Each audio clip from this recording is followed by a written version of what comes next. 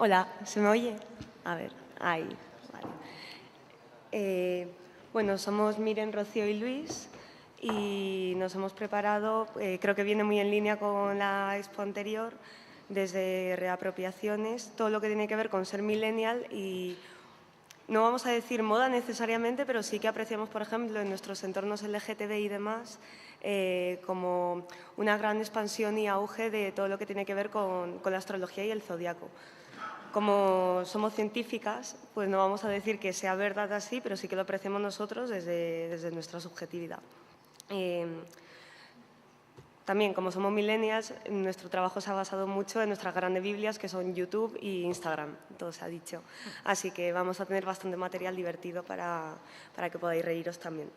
Entonces, en primer lugar, lo que queríamos decir sobre la astrología era que tenemos que entenderlo, o desde donde nosotros lo queremos entender, es desde un saber o conocimiento práctico, accesible y sobre todo divertido, que más que tener como una creencia per se que guíe tu vida, que quien desee que sea así, que simplemente es un espacio que ayuda a nutrirnos de preguntas y también en línea con la expo anterior, que quizás sea por falta de otros referentes religiosos que se hayan podido reducir hoy en día o lo que sea, bueno, sea cual sea la causa, pues que es un espacio en el que podemos encontrar preguntas, igual que el psicoanálisis.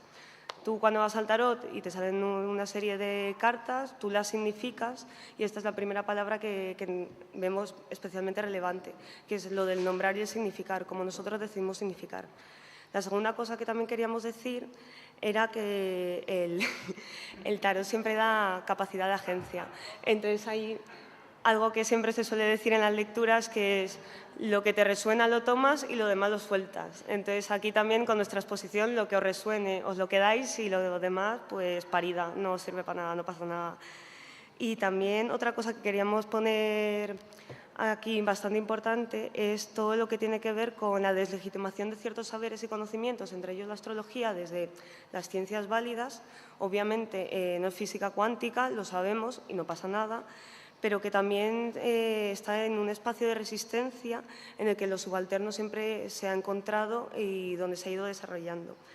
Entonces, por un lado, lo que nos encontramos en la astrología es la conjunción de una serie de aspectos formales que pueden ser la astronomía, estadística y demás, con un espacio de entendimientos, de subjetividad, de emocionalidades y demás. Así que, con lo que sea, le dejo a Luis la palabra y que siga. Sí. Este era tuyo. Vale. Vamos a hablar un poquito de experiencias de la astrología. Cuando empezamos a intentar estudiar un poco, o sea, los momentos o periodos en los que a lo mejor había sido un saber más legitimado y aquellos en los que posteriormente se considera, pasa a ser algo en el conglomerado del oculto o de lo subalterno, que en este primer periodo sí que es una herramienta que está al servicio de una cosmovisión dentro de la cual, a lo mejor en un principio para los sumerios, el cielo como mapa en el cual encuentras los dioses, o para el sacerdocio persa y los Avestan Magi como una forma de saber predictivo, pero toda esta legitimidad que encontramos en la astrología siempre ha estado en manos la hemos visto un poco más masculinizada y siempre sujeta a lo mejor a códices, a textos sacros y a documentos que a lo mejor no han llegado tanto. Cuando empezamos a analizarla a partir de la Edad Media, sí que hay un cambio porque es un saber que pasa a formar a lo mejor más parte del oculto, pasa a unirse a otras prácticas, representaciones, formas de práctica sexual no legítima y no reproductiva y dinámicas con las que empieza a formar a lo mejor un poco un todo. Luego, respecto a los usos, mientras veíamos que por parte de estas agencias masculinas o más masculinizadas, veíamos que el uso estaba más orientado a conocimiento, poder, gestión, desde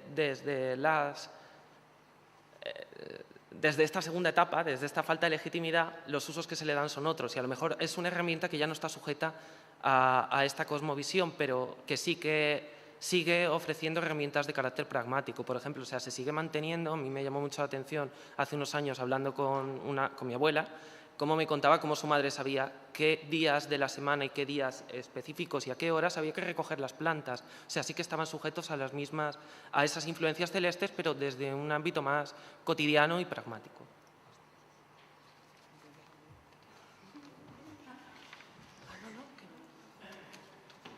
Recogiendo un poco todo lo que estaba ahora comentando Luis, un poco como del binomio de percepciones de la astrología, como un poco las orientadas al poder de las que hablaba, más masculinizantes, y las orientadas un poco a las cotidianidades y a los saberes más prácticos, más vinculados con la feminidad.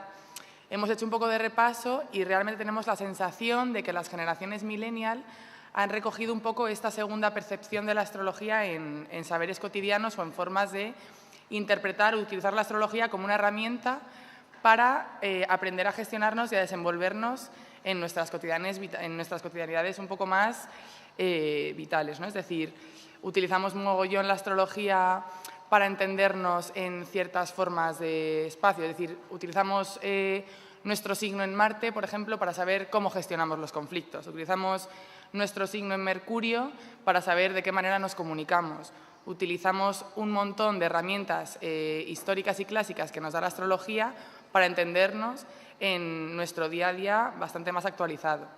Entonces, en ese sentido, hay 3 ejemplos que nos apetecía poneros.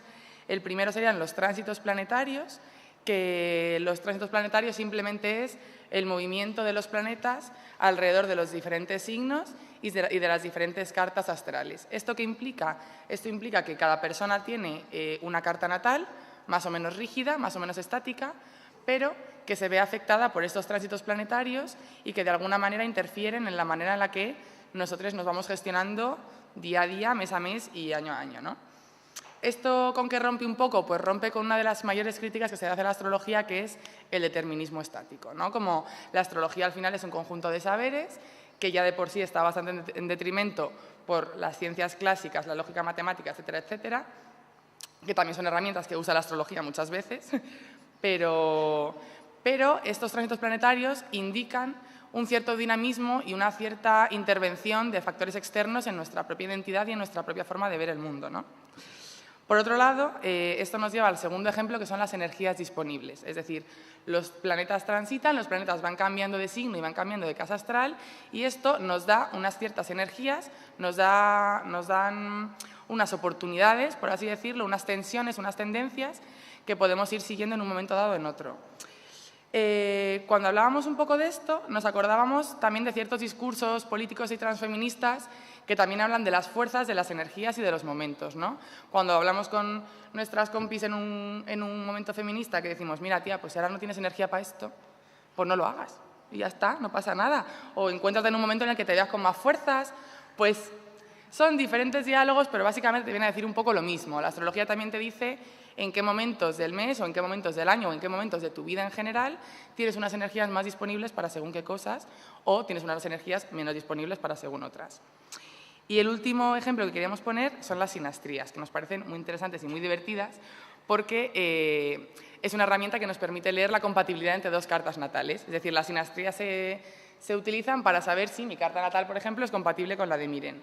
Esto se suele utilizar mogollón pues, en temas, por ejemplo, de parejas románticas y en esto se basan mogollón de aplicaciones para ligar, etcétera, etcétera, pero también sirven para saber en qué cosas puedes chocar más con una persona y en qué cosas puedes chocar menos. Y esto nos parece muy interesante porque nos parece un planteamiento de entendimiento y gestión de la otredad desde un marco de mucha legitimidad. Es decir, generalmente cuando conocemos a alguien y tenemos unas tensiones, de alguna manera intentamos algunas veces cambiar, ¿no? Esa persona, de bueno, es que se comunica así, pero me gustaría que se comunicara mejor de esta otra manera. Y hacer una sinastría es dar por válido desde un primer momento ciertos rasgos principales de personalidad de la persona con la que estamos en ese momento hablando, ¿no? Entonces nos parece bastante interesante en ese sentido. Y lo hemos puesto muy en relación con los memes porque pensando en las generaciones millennial y en las redes sociales disponibles ahora mismo y nuestras tecnologías que tenemos ahora mismo, es cierto que la cotidianidad se ha vuelto un tema que está dentro del espacio público muchas veces. Es decir, la cotidianidad de cada persona se visibiliza bastante con redes como Instagram o como Twitter. Lo cotidiano de repente ocupa un espacio de diálogo bastante importante y los memes son una herramienta que utilizamos un montón para crear como lugares comunes dentro de estas cotidianidades, ¿no? Entonces, es bastante comprensible desde nuestro punto de vista que haya un bombardeo absoluto ahora mismo y muy estupendo y muy divertido de páginas, por ejemplo, en Instagram, de memes con cuentas astrológicas, que ya os hablaremos después de ellas si queréis porque hay un montón y son todos muy útiles. Así que vamos a hablar un poquito de, como estamos en sociología también y no lo podemos olvidar, pues os vamos a hacer un poco acercamiento de diferentes sociólogos, autores intelectuales y sus signos del zodíaco. A ver, aquí ya parte la parte dinámica, ¿vale? Lo primero de todo, igual que dice Preciado en el manifiesto contrasexual, todos tenemos un culo, todos tenemos un signo, nadie se puede librar, así que si os veis reflejadas, genial. Y así, pues para las que sois nuevas y no tenéis ni idea de astrología, pues podéis aprender un poquito lo que sois. Voy a empezar con los signos de aire, los meto todos en un bloque, que, bueno, a ver si son, para los que no sepáis quiénes son los de aire, Libra, Géminis y Acuario. Y pensad. Y se dice que la gente con signos de aire son la peña que se dedica a actividad intelectual, tienen grandes habilidades para la comunicación, a difusión de conocimientos e ideas, pero luego también están como un poco todo el rato flotando y no se deciden. Entonces, por ejemplo, Géminis, mi mejor amiga de Géminis, son peña que un día podría hacer una cosa y al día siguiente algo completamente contrario. Y Walter Benjamin también lo era. También Kanye West, todo se ha dicho. Libra, Nietzsche, traduzco el meme para quien no sepa inglés, que antes me lo han pedido. Pastillas para tragar, o sea, difíciles de tragar, se le dice deja de meterte en el drama de los otros, para los Libras. Acuario, Simone de Beauvoir, esto es la gente súper rara, la gente que pues se dedica, como decía, hija de Júpiter, la gente que está en el poliamor, la gente que está todo el día con la banderita LGTB, la gente que está por la igualdad, pacíficos, pero luego serían capaces de mezclar un yogur con aceitunas, experimentando cosas raras. Y aquí tenemos a Pingu diciendo a Acuario, pidiéndote educadamente para que le dejes en paz, para que pueda quedarse en su palacio emocional de hielo. Ahora me pongo con los de agua. Los signos de agua son súper emocionales. Bueno, son Cáncer, Piscis y Escorpio. Súper emocionales, sensibles y psíquicos. Mucho amor, pero también cuando hay odio, muchísimo odio.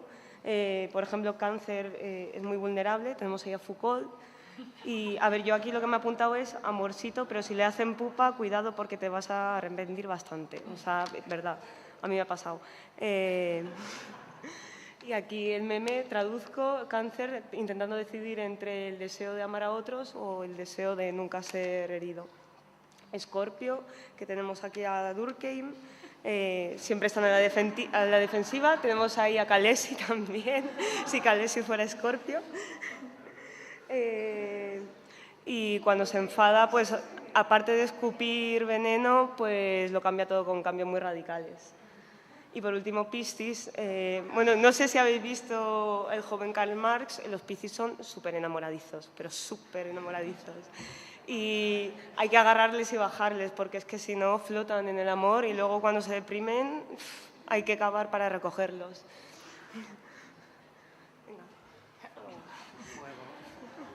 Vale.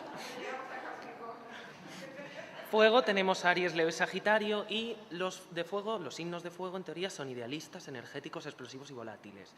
Destacamos por la impaciencia y la tendencia a reaccionar de forma no adecuada a obstáculos y problemas. Nuestro primer Aries, Judith Butler, y el meme que dice algo que requiere más de 30 minutos de planificar de mi tiempo. El siguiente signo, Leo, Bourdieu, el siguiente, Leo, que es el más egoísta, ostentoso y orgulloso del zodíaco, y también es algo creativo, dicen. Y es difícil tragar las pastillas y dice, se supone que deberías alegrarte de el bienestar de los demás y no... Y me he trabado. Perdón. Vale. Y el último que nos falta, que es Sagitario. Ahora. Es que ahora estamos con los de fuego. Lo mejor llega al final, cariño. Sagitario, Aren, Hannah Arendt, y destacan por la grandeza y fortaleza y porque se apoyan en el optimismo y el entusiasmo para aguantar. O sea, sí, Arendt. Literal, ¿no? Bueno, ahora voy yo con los signos de tierra. Los signos de tierra se caracterizan por ser signos bastante más realistas y bastante más pragmáticos que el resto de signos. Al final, también la simbología de los signos con los elementos juega bastante con los marcos de sentido de cada elemento, entonces nos podemos hacer un poco la idea. Sí. Luego, claro, las cartas son muy complejas y tenemos otro mogollón de cosas que intervienen porque hemos dicho que esencialismos no. Entonces, claro, tenemos aquí, por ejemplo, un ejemplo. Tauro, que concretamente es el signo más sensual del zodíaco, es el signo más cabezota del zodíaco y es un signo que a mí me gusta mucho porque como que disfruta mucho de los placeres mundanos, ¿no? Como que Tauro es un signo que dice, me voy a tomar una tortillita en una terraza y con eso ya está feliz todo el día. Es muy básico, pero muy guay, en plan. A mí como que me gusta.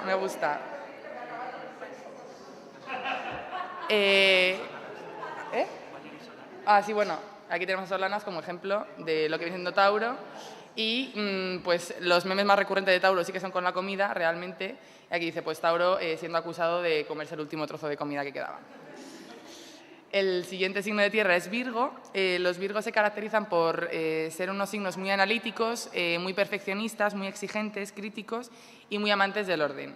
Pues aquí tenemos a una dicharachera Haraway, súper amante del orden, en sus libros lo podemos ver. Y aquí pues el meme diciendo pues la cara de los Virgos que se les queda cuando a otro signo le dice lo que ya saben de antemano.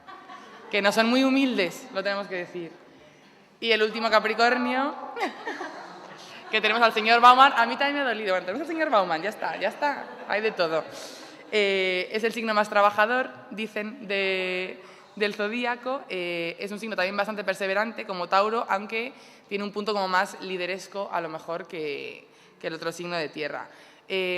Son signos con un humor muy, muy sarcástico. Capricornio siempre se le acusa de ser un signo aburrido, pero no somos un signo aburrido, simplemente tenemos un humor sarcástico que hay gente que no entiende y no pasa nada, pero ya está. Y además somos un signo que cuida un montón y eso se nos agradece poco. Y ahí está.